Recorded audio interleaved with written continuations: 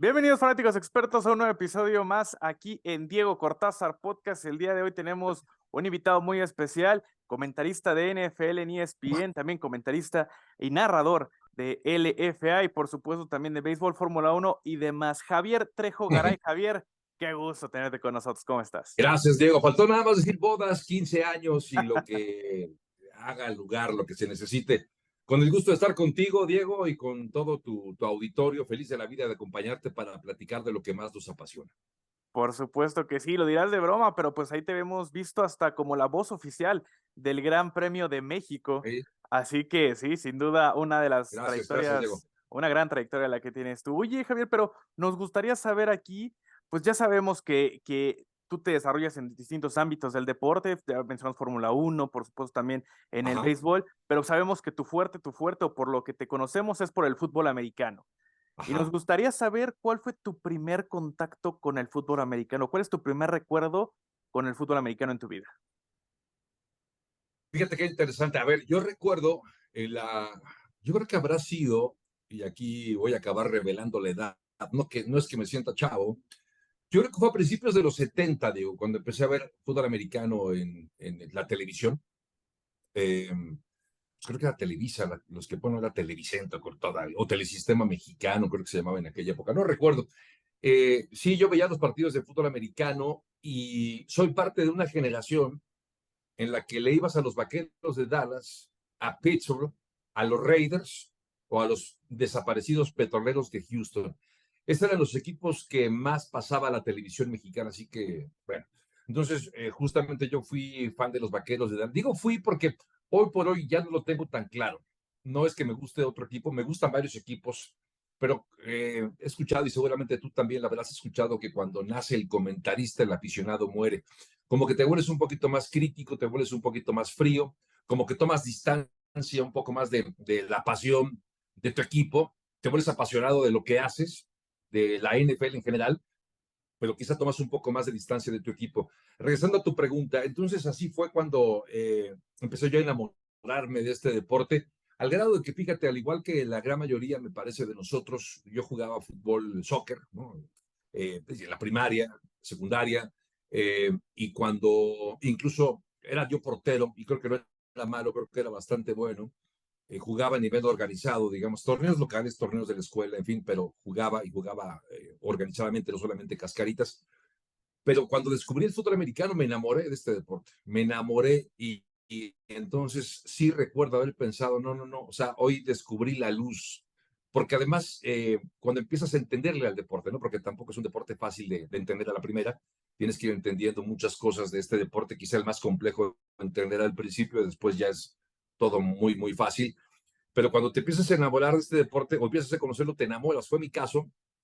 Abandoné el fútbol como jugador, el fútbol soccer, y me dediqué al fútbol americano.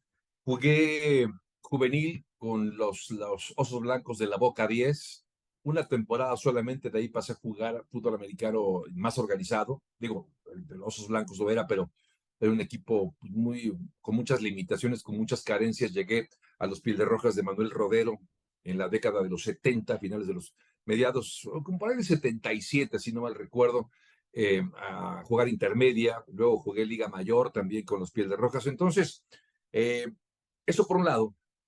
Y por otra parte, mi pasión que ya tenía por el micrófono, por la radio, digamos que fue una combinación muy afortunada, ¿no? Sí, por un lado, una de mis pasiones, el fútbol americano, y la otra pasión que era el micrófono. Entonces, se conjuntó todo, ¿no? Para que yo esté ahora platicando aquí contigo después de varios años, Diego. No, increíble. Y sí, de hecho es uno de los caminos, pues, más conocidos, ¿no? Que los que terminaron jugando fútbol americano, pues terminen en este medio. Pero cuéntanos cómo fue tu salto, porque nos mencionaste tu pasión por este deporte, pero cómo fue que llegaste real literal a vivir de esto, a trabajar de esto, de Exacto. comentarista, de narrador. ¿Cómo fue ese paso? Qué bueno que lo dices, sí, porque al final del día, yo leí alguna estadística hace algunos años de la cantidad de familias en el mundo que viven del deporte, ¿no? Desde familias de jugadores, de dueños, de organizadores, de marketing, no sé, de muchas cosas, pero pues yo también, al final del día, mi familia y mis hijos durante todos estos años, pues hemos vivido, ¿no? del relato, del comentario del deporte en general y más particularmente, como bien lo dices, de la NFL. Yo empecé trabajando en radio, eh, digamos que como locutor de cabina, Diego, es decir, de, el locutor tradicional de cabina, el de que tomabas las llamadas del público, presentabas canciones, ¿no? Y recuerdo eso sí muy bien, yo llegué a estar en una estación icónica tan importante en la década de los 70 y 80, todavía como era La Pantera, y en esa Pantera yo recuerdo haber dicho, no hombre, llegar a La Pantera para mí era un sueño. Yo decía, el siguiente sueño que quiero cumplir algún día es narrar un partido de fútbol americano. Y afortunadamente, a Dios gracias, se dio. Cambié yo de La Pantera, me fui a MBC Radio, y de MBC Radio, justo cuando estaba en MBC Radio, empezó MBC Televisión, así que me tocó a mí el inicio de MBC Televisión, y en algún momento, ya trabajando en deportes, en Multivisión, se dio que tuvimos la oportunidad de empezar a transmitir partidos de fútbol americano. Y así empezó, es decir, un poco también porque estaba yo ya ahí, ¿no? Es decir, ya era parte yo del equipo. Mi jefe en aquel entonces era Alfredo Domínguez Muro, él fue el que me invitó a participar en BBC Radio. Cuando viene ya el fútbol americano, obviamente cada uno sabía cuáles eran tus fortalezas, cuáles eran tus preferencias. Me brinda la oportunidad de hacer el fútbol americano y empecé yo ahí en MBS haciendo mis primeros partidos de fútbol americano, los narré en Multivisión. Y luego, pues ya estuve un rato en Fox, por cierto, y bueno, pues ahora, adiós, gracias por acá en ESPN. Oye, Javier, ¿y cómo fue ese salto también? Porque, pues, de MBS, ¿en qué momento estás teniendo los partidos sudamericanos y cómo es que te llama tanto Fox? Y luego, ¿cómo te llama ESPN? Porque, pues, no es tan fácil llegar a esas cadenas de televisión. Sí, sí hay un proceso, ¿no? Yo cuento mucho esto porque alguna vez he dado alguna plática y me preguntan a veces cómo lo hiciste para llegar hay quienes tenemos caminos diferentes, ¿no? Yo en mi caso me tomó 44 años llegar a ESPN, por ejemplo. El caso de comentaristas más jóvenes que tú seguramente conoces y tu auditorio también, Sergio Dip, por ejemplo. A Sergio Dip le tomó 24 años, ¿no? Él entró 20 años más joven de lo que yo entré. Pero bueno, de Multivisión el paso fue natural a Fox porque estando en Multivisión, eh, digamos que Multivisión o MBC Televisión empezó a ser la casa de Fox. Fox Sports empezó a transmitir desde las instalaciones de MBS. Entonces, digamos que yo ya estaba ahí también. Entonces, cuando empezamos a trabajar ya con los partidos, se dejó de hacer los partidos de MBS de fútbol americano y empezaron a hacerse los de Fox. Y ahí tuve la oportunidad de coincidir con jugadores, no, con comentaristas como, bueno, con Pablo Carrillo me tocó hacer algunas cosas, con José Pablo Coello, por cierto, que él sigue en Fox. Y después de un buen tiempo ahí en Fox, yo ya también hacía hacía automovilismo, y tuve el privilegio también de trabajar en Multivisión con mucha gente hoy en día muy reconocida de ahí de Multivisión. Para mí Multivisión fue una gran escuela, para mí y para muchos otros, yo creo. Uno de los que conocí en aquella época en Multivisión fue John Sutcliffe. Entonces, yo ya no estaba en Fox. Bueno, todavía seguía algunas colaboraciones de Fox, pero ya realmente eran mínimas. Y un buen día me habla John para invitarme a probar fortuna, no para el automovilismo, no para la NFL, sino para el automovilismo, porque en ESPN estaba necesitando a alguien para automovilismo. Entonces me voy, hice el casting, por cierto, allá en Bristol, me quedé ya haciendo NASCAR, IndyCar, y justo ya estando dentro de ESPN, y esto es una cosa, esas son las circunstancias, cómo va aquello de estar en el momento adecuado. Estaba yo en Bristol, en las instalaciones de ESPN, estaba preparando mi carrera, el evento de automovilismo que íbamos a tener, y escucho que el que era mi jefe en aquella época se estaba quejando porque no sé quién le iba a quitar, o no quitar, vamos, iba a utilizar a un comentarista, no sé quién, a quién se refería, que hacía NFL. Se le iban a llevar a hacer otra cosa para ese fin de semana, entonces no había quien lo hiciera. Entonces yo alcancé a escuchar, me acerqué y le dije, oye, es que yo también hago NFL en mi currículum, el que te mandé, que nunca nadie lee los currículos, me queda claro. Ahí le decía yo que también hacía fútbol americano. Entonces su respuesta fue, sí es cierto. Y no es cierto, no se acordaba. Pero me dijo, ya, vienes el fin de semana. Y entonces ya empecé a hacer fútbol americano, NFL. Empecé haciéndolo allá en Bristol. Iba cada semana a hacer programas allá ya sea de autos o de NFL. Y así fue, poco a poco ya hasta finalmente establecerme. Ya llevo más de 15 años en ESPN, muy contento, muy satisfecho, pero digamos que en resumidas cuentas, que creo que no fueron tan resumidas, aquí estoy, mi querido Diego. Oye, y quitando, por supuesto, ese paso del brinco de televisoras, tú personalmente, ¿cuál consideras que fue ese momento que cambió tu carrera? Ese momento cúspide que dijiste, ya no estoy o sea, mi carrera ya pasó a ser una carrera de las más importantes en el país. Gracias, Diego, por tus palabras. Fíjate que ese proceso como tal, o ese momento, no lo tengo tan claro.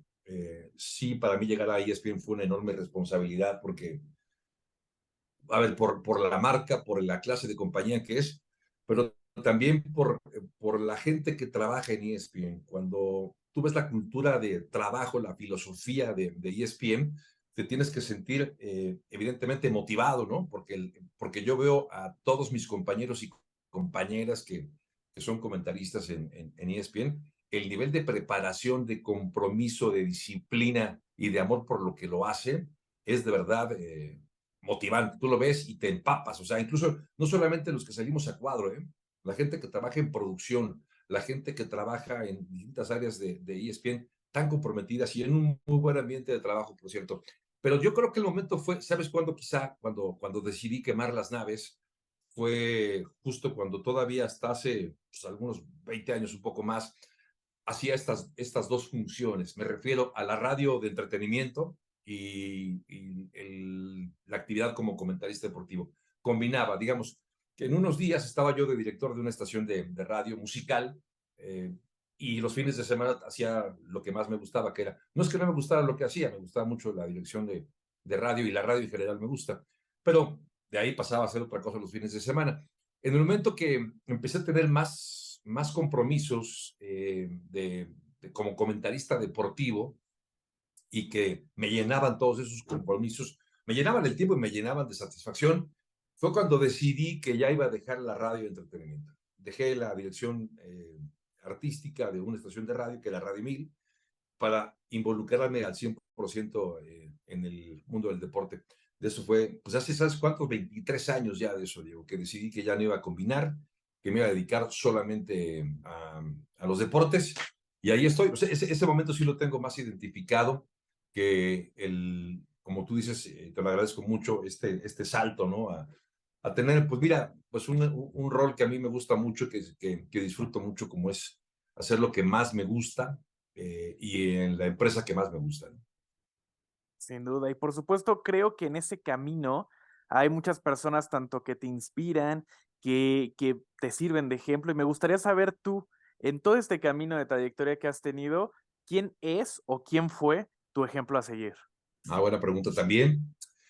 A ver, inevitablemente tengo que mencionarte a un personaje que seguramente todos los que nos dedicamos a esto, al fútbol americano particularmente, y que peinamos canas o que ya peinamos casi nada, es Fernando von Rossum, ¿no? Fernando von Rossum, Víctor Cerrato, hasta Jorge Berry, recientemente fallecido, por cierto, que en paz descanse, eh, formaban parte quizá del pool de comentaristas más importantes para una generación que vivió este deporte. Entonces yo te diría que ellos fueron como que los primeros, ¿no? Los pioneros, no es para mí, los que yo conocí, y un personaje un poco más, no tan grande, quiero decir, un poco más cercano, aunque también ya falleció Pepe Espinosa, por ejemplo. Pepe Espinosa, que también tuve el privilegio de trabajar con él, no en televisión, sino en radio. En radio tenemos un programa que se llama Cien en Deportes. Ahí tuve el privilegio de trabajar también con Pepe y compartir con él. Yo creo que estos personajes, ahora, de personas que admiro, colegas que admiro y y con los que también trato de aprender todos los días, pues hay muchos, ¿no? O sea, en ESPN mismo hay varios. Y por supuesto, tengo que decirte, Ciro Procuna. Me da hasta miedo decir alguno porque se me puede ir, pero bueno, ya que empecé, Ciro, John Sutcliffe, Beto Murrieta, son personas que admiro muchísimo, el mismísimo José Ramón que está como una piedra de toque, ¿no? De los comentaristas deportivos. David Faitelson también es alguien a quien admiro y respeto mucho. En fin, tengo varios, eso es en ESPN, y otros también, otros colegas que también respeto mucho su trabajo y su trayectoria, como el propio Toño de Valdés, como Enrique Burak.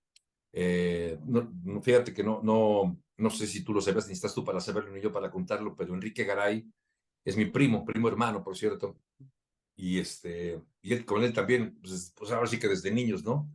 Eh, jugamos incluso fútbol americano callejero, Enrique y yo, bueno, su hermano y mis hermanos y amigos de la cuadra jugábamos tochito tocado, bueno, una tocada tacleado en las calles, pero Enrique también es uno de mis referencias, de las personas pues que aprecio además por lazos familiares, ¿no? Justamente, y ahorita que mencionas a Enrique, ¿cómo fue también ese trayecto? Porque sabemos lo complicado que muchas veces es llegar a este medio, tratar de escalar y que no se le abran las oportunidades a cualquiera, pero que primos hermanos sean pues en el mismo medio y la verdad es que los dos triunfaran de buena manera en sus respectivas cadenas de televisión. ¿Cómo era esa relación? Me imagino desde el inicio, ¿cómo eran ustedes? Ya me mencionaste que jugaban con sus hermanos, y así. Ajá. Pero ¿cómo eran sus primeros años de carrera que iban creciendo, creciendo, y de repente ya uno transmitiendo el Super Bowl en ESPN y el otro en TV Azteca? Sí, qué interesante. Fíjate que yo creo que pasó algo muy interesante, que fue que coincidimos. Enrique es más chico que yo, 2 años, creo, 2 años y medio por ahí. Pero su hermano, el hermano de Enrique, que es mayor que él, de mi edad, él y yo jugamos en Pieles Rojas, Mm. pero desde chavos nos gustaba mucho el fútbol americano. O sea, coincidió también la época. Yo creo que es esa generación que descubrió el fútbol americano de manera simultánea. Y entonces nos empezamos a enamorar del deporte juntos. De hecho, ahí te va, justo antes de que yo entrara a Piel de Rojas a jugar, vino a México los Gigantes de Nueva York. Creo que esto fue en el año 76. Y se entrenaron, no jugaron, vinieron a un entrenamiento en el Parque Miguel Alemán en Lindavista. Estaban los Gigantes de Nueva York, entonces muchos chavos, bueno, chavos y no tan chavos, fuimos a ver a los Gigantes, a ver jugadores de la NFL que iban a estar ahí en la Ciudad de México. Fuimos Enrique, su hermano, y otro de mis hermanos, fuimos a ver a los Gigantes. Yo creo que coincidió el gusto por el fútbol americano. Él tuvo, no diría yo la suerte, porque creo que la suerte es de quien la trabaja, pero tuvo ya te lo platicará con él si algún día estás con él, que me decía, a todos nos gustaba el fútbol americano, y en su casa, ellos, la familia de Enrique, recibían en casa el Heraldo de México, tenían la suscripción del Heraldo. Entonces, no había internet, obviamente, en aquella época, y entonces cuando empezabas a buscar fútbol americano, información de fútbol americano, el Heraldo no tenía prácticamente nada, tenía muy poco información de fútbol americano. Entonces Enrique un día, un poco fastidiado y frustrado porque no encontraba en el diario que llegaba a casa información de fútbol americano, se quejó, escribió a la redacción y dijo que no era posible que un diario como este, digo, no sé las palabras, no sé el término de la carta, pero palabras más, palabras menos fueron así. Entonces le respondieron del Heraldo, porque él cerró la carta diciendo, y cuando escriben del fútbol americano, escriben tan poco que estoy seguro que yo lo podría hacer mejor. Y que le llaman, así, pues vente para acá a ver si es cierto. Y así empezó él, un poco de manera circunstancial, pero también como un gran amante del fútbol americano. Y él ya, digamos que desde que empezó su carrera, empezó haciendo fútbol americano. Mi camino fue otro, digamos que yo agarré Glorieta, yo me dediqué a la radio de entretenimiento, como te decía, pero siempre con este deseo de hacer, digamos que, comentarios deportivos, ¿no?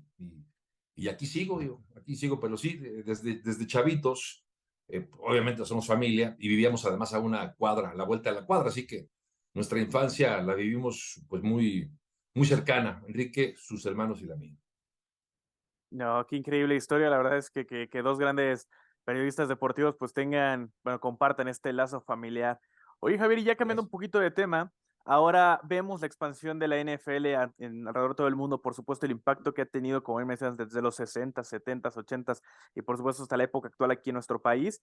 Ya existe el crecimiento de nuevas ligas aquí profesionales en México, como es el caso del LFA, donde hemos tenido, bueno, donde han tenido el gusto de compartir transmisiones contigo y por supuesto ver este crecimiento que ha tenido en cuanto a los fanáticos, que no solamente se entregan a sus equipos de NFL, sino también ya le abren el corazón a equipos que son de no surgimiento, como es el caso del LFA y otras ligas que han surgido también en Sí. nuestro país, muy aparte del fútbol americano colegial. Hablando específicamente de la LFA, hemos visto que en Estados Unidos también han salido, no competencias, porque se hacen claros que son pues, sistemas de desarrollo, ligas de desarrollo para la NFL como la XFL o la Ujú. USFL. Y hemos visto que la XFL ha podido cambiar inclusive sus reglamentos, bueno, sus jugadas y muchas de las cuestiones del reloj y muchísimas cosas en el juego para hacerlo más atractivo. Tú con el tema tan metido que estás con la LFA, si tú tuvieras el control y el poder de decidir en esas partes, ¿qué harías para que esta liga fuera aún más atractiva y que cambiara realmente el rol del juego y no lo viéramos como un ejemplo de NFL, sino que sea algo más? Hablando de la LFA, me parece que ha hecho un gran trabajo, ¿eh? Sin Honestamente te duda. lo digo, quienes hemos tenido la oportunidad de estar ahí, yo tuve apenas este año y tuve el privilegio de trabajar contigo. Ah, muchas gracias. eh, Siento que esta LFA ha hecho un gran trabajo. O sea, el salto de calidad del 2022 al 2023 me pareció tremendo, tremendo. Yo creo que falta, ¿sabes qué? Creo que falta, Diego, difusión.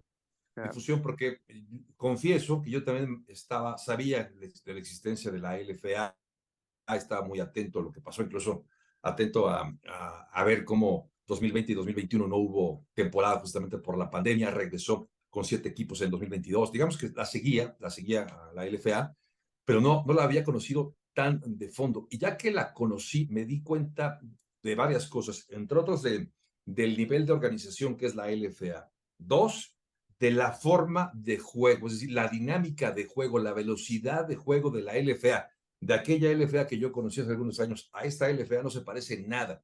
Ganó en velocidad, ganó en interés, de verdad hubo partidos bien importantes. Yo creo que falta uno, insisto, el conocimiento, porque mientras la gente conozca más de la LFA, va a entender de lo que estamos hablando. De verdad es una gran liga y falta también, es decir, va de la mano, pero mientras más gente conozca la LFA, los patrocinios me parece que más fácilmente van a llegar. Va lo uno con lo otro, porque también creo que eso es lo que le falta a la LFA. Es decir, consolidarse, tienen 10 equipos ahora, sé que hay un plan de expansión de la liga, que creo que hacen bien en aguantar por lo menos un año más con 10 equipos a que se consolide y después pensar ya en incrementar el número de equipos, pero el patrocinio, ¿no? De empresas importantes creo que también ayudaría muchísimo a elevar todavía más el nivel de la LFA. Y conforme también haya más dinero, pues habrá evidentemente mejores jugadores, ¿no? Esto es así. Entonces yo creo que la LFA va por muy buen camino. Tendría que poner el énfasis en promover la liga, buscar la forma de promover la liga entre la base de aficionados que existen del fútbol americano en nuestro país, que es muy grande. Así que creo que va en buen camino y mientras se logren resolver estos dos temas, creo que la liga puede mejorar todavía más. Sí, por supuesto. Y por ejemplo, hablando del tema de este cambio de reglas que hace, que de hecho ya la NFL ha hecho bastante cambio en su reglamento, como prevenir mucho al quarterback, por supuesto, los regresos de patada, etcétera, etcétera. Y teniendo ejemplos, a lo mejor como es la CFL, que prácticamente es un fútbol diferente. ¿Qué tan abierto estás tú como aficionado y como conocedor, por supuesto, de tu carrera profesional, que se implementen estos cambios de reglamento, que surjan más ligas como la XFL que jueguen mucho con ese tipo de cosas? Yo creo que es cuestión de acostumbrarse a ello. A ver, en principio, y como amante del fútbol americano tradicional o de algunos años atrás, cuando empiezas a cambiar las reglas, creo que a la gran mayoría de la gente no le gusta, porque se puede perder un poquito de espectáculo. Estoy pensando, por ejemplo, las patadas, el regreso de patadas, ¿no? Que, por ejemplo, fue de las cosas que se reglamentó para evitar lesiones. O, por ejemplo, evitar pegarle al quarterback, ¿no? Cuando está totalmente indefenso. Eh, para algunos no les gusta. Sin embargo, ahora que hablabas de la XFL, cuando la XFL surgió, no me refiero a la XFL de hace 3 años, sino de la XFL de hace, ¿qué? 20 años, porque ya hubo una primera, Claro. eh, digamos que temporada de la XFL, trajo cosas relevantísimas. Entre otras, de los cambios de reglamento, fue uno de ellos, pero otro fue, por ejemplo, la forma o la experiencia para el espectador. ¿Y cuál era? Entre otras, el tener cámaras, por ejemplo, dentro prácticamente del campo, ahora que es algo muy común de la NFL. Es decir, la XFL aportó cosas que hoy los amantes de la NFL disfrutamos. Entonces yo creo que hay que estar abierto a los cambios, Diego. Y a mí me gusta que la liga esté siempre buscando formas de hacer más atractivo, más entretenido, más justo y también más seguro el juego. Es difícil, eh, digamos que oponerse a un cambio de reglas cuando se trata de privilegiar la integridad de un jugador. Sí, es responsable decir, no, no, ¿por qué quitaron las patadas? Estaba muy bien. Sí, es cierto, pero a ver, ponte a devolver tú una patada, ¿no?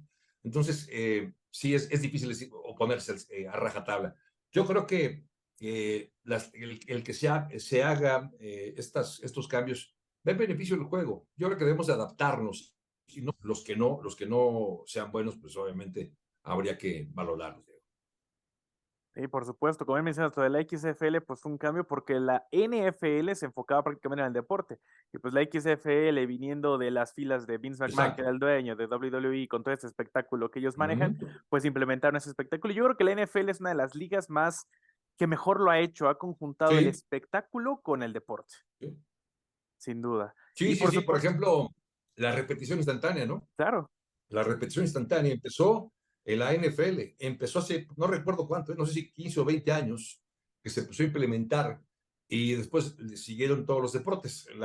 El fútbol, el soccer es el que se tardó muchísimo en implementarlo, porque busca, entre otras cosas, hacer más justo el juego. ujú, Y creo que en ese sentido está bien, creo que ha ayudado a todo, a crecer la liga. De hecho, no estoy muy seguro del dato, pero sé que el año pasado se incrementaron los niveles de audiencia en la NFL. Entonces, bueno, yo creo que algo está haciendo bien esta liga que cada vez tiene más adeptos, ¿no? no, sí, sin duda. Me parece que es una de las ligas más poderosas del mundo porque la están comparando mucho, hablas del fútbol soccer, lo comparan mucho con inclusive con lo que es la FIFA en general, que es un ¿Mm? organismo mundial y la NFL es únicamente de Estados Unidos. Sí, impresionante. Y justamente hablando ya de la NFL, pues el inicio de la temporada 2023-2024 está a la vuelta de la esquina. Y yo quería preguntar también tu opinión de experto, porque sabemos lo poderoso que son los Chiefs. Ya el mismo Patrick Mahomes mencionó que están a una sola victoria del Super Bowl para convertirse en una dinastía de las importantes como lo fueron los Cowboys, los 49ers, los Steelers o más ¿Mm? atrás los empacadores. Entonces, yo te quiero preguntar, ¿realmente son invencibles los Chiefs esa temporada? ¿Realmente son el rival a vencer? Uno simplemente por el hecho de ser campeones, ¿no? Pero ¿realmente son invencibles o no hay otro equipo que pueda sacar la victoria tanto en la americana como en la nacional? No, no creo que sean invencibles. Es un magnífico equipo. A ver, llegar a 3 Super Bowls en 4 años, no cualquiera, ¿no? Yo creo que Claro. sí ya estarían para hablar de una dinastía. Eh, la gran capacidad que tiene Andy Reid, porque para mí es hoy el mejor entrenador en jefe de la NFL, de poderse adaptar, ¿no? A lo que tienes. Se fue Trey Hill el año pasado y todos creíamos que las cosas, aquella producción aérea espectacular, explosiva de los Chiefs iba a venir a menos. Y bueno, y de alguna manera sí, tuvieron menos jugadas verticales que en años anteriores, pero supieron, digamos que subsanar la salida de Tarek Hill de otras maneras. Es un equipo versátil, entrenado, bien entrenado, inteligentes, entonces, y mucho talento, así que yo creo que es un gran equipo, sin duda. No he visto, no he revisado, de hecho, cuáles son los momios en este momento en Las Vegas para llegar al próximo Super Bowl, pero estoy seguro que deben estar los jefes de Kansas City Sí, ahí, claro. si no es en el 1 o en el 2. Ahora, ¿qué equipos podrían hacerle sombra? Yo sigo pensando en dos equipos, los mismos del último par de años, eh, que tienen que mejorar. Ellos sí tienen cosas que mejorar. Por ejemplo, Buffalo tiene una ofensiva muy explosiva, pero muy predecible, con un ataque unidimensional. Una defensiva que tiene que mejorar si quieres competirle a los jefes de Kansas City. Pero para mí también un favorito es Cincinnati. Joe Burrow está lesionado, por cierto, ojalá que se recupere. Yo creo que lo va a acabar haciendo muy pronto y probablemente esté listo ya para la semana 1. Yo creo que Cincinnati puede ser. Me gusta Cincinnati, me gusta la forma en que ha sido construido Cincinnati, porque es un equipo que no por nada llegó a un Super Bowl hace un par de años y el año pasado se quedó a un juego de poder repetir en el Super Bowl. Así que yo creo que Cincinnati puede estar otra vez ahí.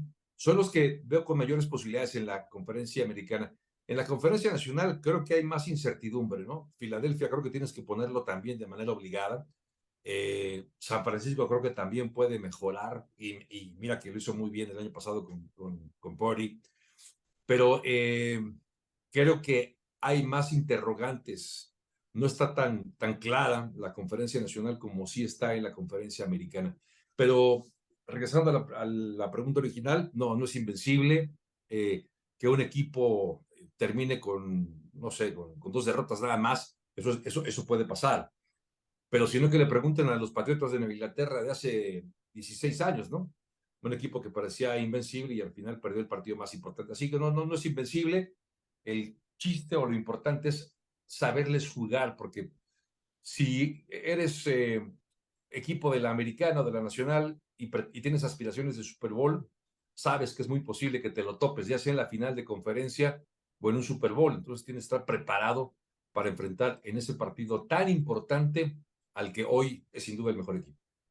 Sí, como mencionamos, ya la temporada se encuentra prácticamente a la vuelta de la esquina. Uh-huh. Muchos meses se espera, que siempre se hace agónica esa primavera, esa parte baja de la temporada. Pero otro de los temas también que se puso muy de moda, o me parece a mí que va a estar muy de moda también esa temporada, fue el largo y dramático divorcio entre los empacadores de Green Bay y Aaron Rodgers.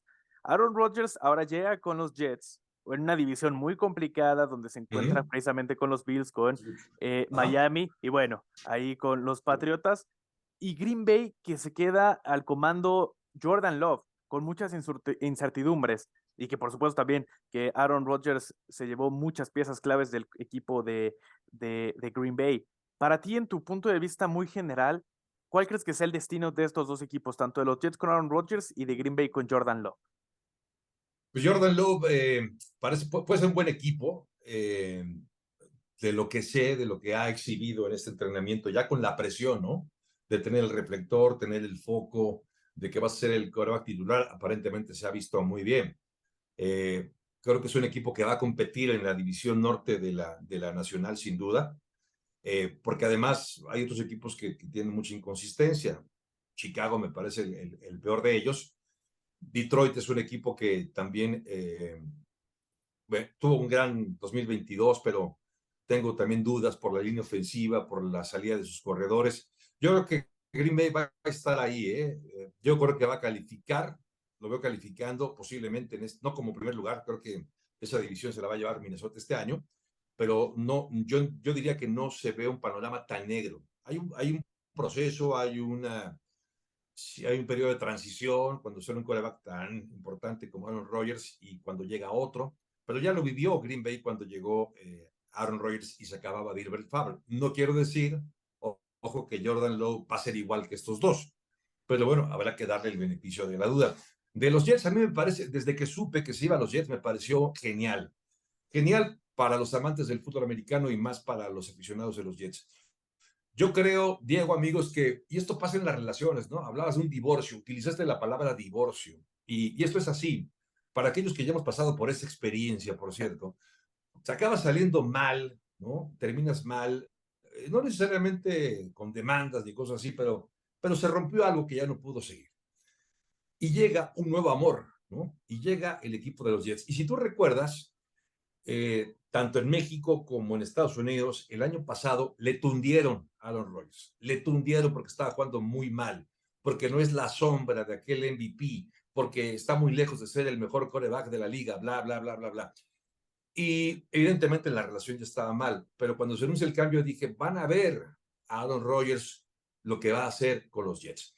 ¿Por qué? Por una sencilla razón, somos muy humanos, Diego, todos somos humanos obviamente, algunos más sensibles que otros, pero yo creo que tratando de callar bocas y después de un año tan difícil, quizá el más difícil de su carrera para Aaron Rodgers, llegar a un nuevo equipo, una nueva ciudad, no cualquier ciudad, una base de aficionados importantes, con la ilusión de jugar en un nuevo equipo ante una nueva afición, yo creo que viene súper motivado. Cuidado con Aaron Rodgers recargado.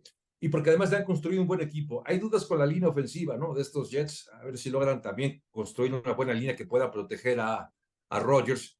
Y luego con el episodio más reciente de las críticas de Sean Payton hacia Sí, Nathaniel claro. Hackett, el coordinador ofensivo de Rodgers, creo que esas críticas de Sean Payton, ¿sabes en qué va a, sabes qué significó para los Jets? Me parece la mejor noticia que pudieron tener. Lo mejor que pudo pasarles a los Jets es que Sean Payton se haya expresado mal del exentrenador en jefe de los Denver Broncos, ahora nuevo coordinador ofensivo de los Jets. ¿Por qué? Porque salió a responder a Aaron Rodgers. Levantó la mano, levantó la voz como líder que es del equipo. Y eso quieres de un quarterback, que sea tu líder, dentro y fuera del campo.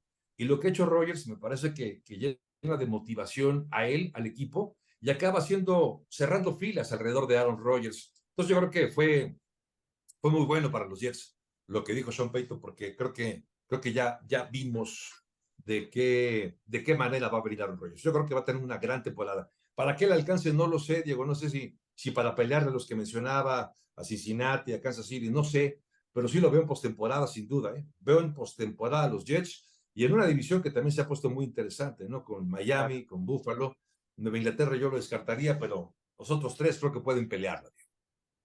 Sí, sin duda, como bien mencionas, lo de Hackett fue un punto de inflexión porque pues ganó 2 MVPs de los 4 que ha tenido Rodgers con él en Green Bay, Correcto. entonces es su mejor amigo, es el mejor entrenador según él que ha Él, tenido sí. durante toda su carrera, entonces ya veremos cómo le va y si algo tiene Rodgers es ese instinto muy a la Michael Jordan de querer demostrar y Claro, de sí, querer callar bocas. Pero sí, sí, bueno, sí. Javier, este podcast ya está terminando, pero vamos a pasar rapidísimo a una ronda de preguntas que se llama This ¿Eh? or That.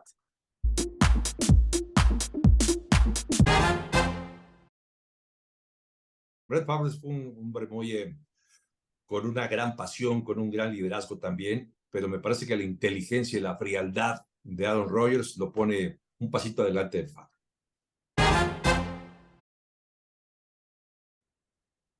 Wow.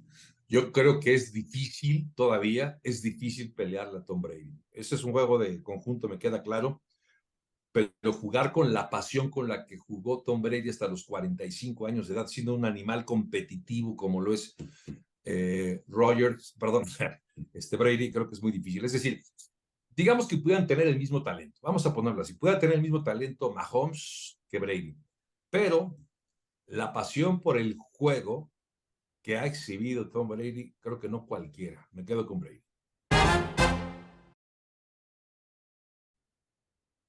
Wow. Schumacher. Creo que Schumacher. Porque los dos tuvieron momentos de ventaja, es decir, Ferrari, la Ferrari de Claro. Schumacher, se podría comparar un poco con lo que hizo recientemente Mercedes con Lewis Hamilton, pero creo que todavía era una etapa un poco más competitiva aquella de Ferrari con Schumacher. Me quedo con el Kaiser.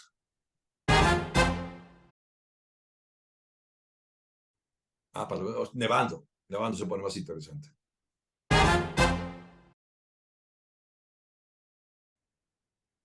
Wow, me la pusiste bien difícil porque yo era muy fan de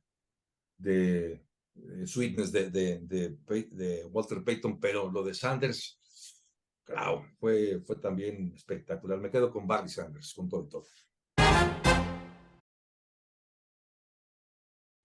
No, no, sin duda, yo borro. Soy fan de Joe Burrow. Le preguntaste a la persona equivocada. Yo soy fan de Joe Burrow. De verdad, me gusta mucho este chavo, cómo juega. Ojalá que las lesiones lo respeten. Pero bueno, Javier, Hecho. muchísimas gracias por este tiempo. De verdad nos alargamos de hecho un poquito, pero te agradezco muchísimo el tiempo. ¿Algo más que quieras agregar? No, pues solamente un lujo estar contigo, Diego. Te agradezco la invitación. Felicito también por tu pasión por el juego, por este deporte. Y pues te deseo mucho éxito con tu podcast y esperemos vernos ya el próximo año en la LFA o en cualquier otro lugar. Ahí estaremos encontrándonos, Diego. Muchas gracias. Así será, Javier. Muchísimas gracias. Y ustedes no dejen de seguirnos aquí en @Cortázar Podcast. Por favor, ya saben, suscríbanse, denle like y pues síganos en todas las redes sociales. Nos vemos hasta el siguiente episodio, nos vemos la siguiente semana y ya estamos listos para la temporada de la NFL.